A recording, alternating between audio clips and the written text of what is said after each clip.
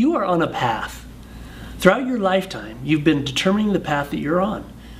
Right now, the destination that you are in is a direct result of that path that you've been on throughout your life. Because we feel good when we're younger, we actually think that we're on a good path, and sometimes mistakenly feel like we're actually taking good care of ourselves. The fact is that many of us are on a path of sickness and disease unknowingly, even though we feel good. The truth is that if we want a full, vibrant, healthy life when we're older, we need to make choices when we're younger that will lead us down the path that we actually want to be on. Even if we choose to live in denial about our choices, we will still end up with the consequences of our choices. The purpose of this video is to show you some tools that you can use to actually determine the path that you're on so you can live a healthier, happier, more vibrant life now and when you're older. Let's discuss a couple of principles of biology that will help you understand how to improve your health. Homeostasis is a term that is used to both describe the survival of organisms in an ecosystem and to describe the successful survival of cells inside of an organism. I like to describe homeostasis as a perfect balance of the genetic expression of health. In other words, each of us has the genetic ability to be healthy. An analogy is used by Dr. James Chestnut to describe homeostasis and another very important word for you to know, which is called allostasis. Imagine that you're in a pool of water and that you have floaties on your arms and you have a backpack on that also has floaties in it. You could stay here in this state forever, expending no energy to stay on top of the water. This is a healthy, normal state. This is a good way to describe homeostasis. It's your genetic expression of good health. However, someone walks along the edge of the pool and sees your open backpack and they put a rock inside. It's just one rock. It's not that big of a deal by itself, but then they put another and another. Then you see a really shiny rock and you put it in your backpack. Then another and another. Eventually, you'll have accumulated enough rocks that you will start to sink. You are now forced to adapt to these rocks. In order to keep from drowning, you'll have to start flapping your arms and kicking your feet. This will help keep your head above water, but I'm sure you can see that this is not a good place to be. The rocks that are going into your backpack are what is called an allostatic load.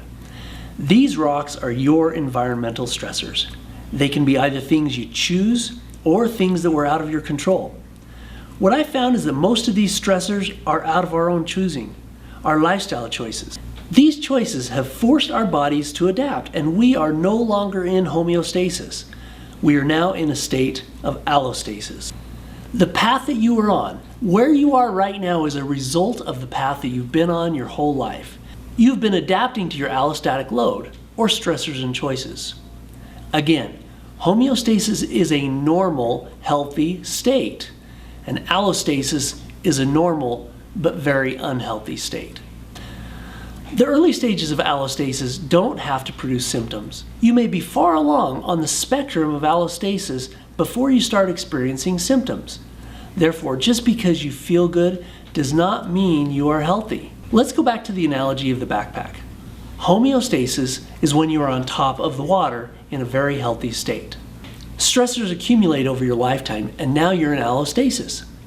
Let's say that you have a good friend that means well and they notice you in the pool, struggling, practically drowning, and so they offer you a pill that will make you feel like you're not drowning. You'll still be drowning, but you will not feel like it. I hope it makes sense to you that this is a terrible idea. Generally, this is how medications work.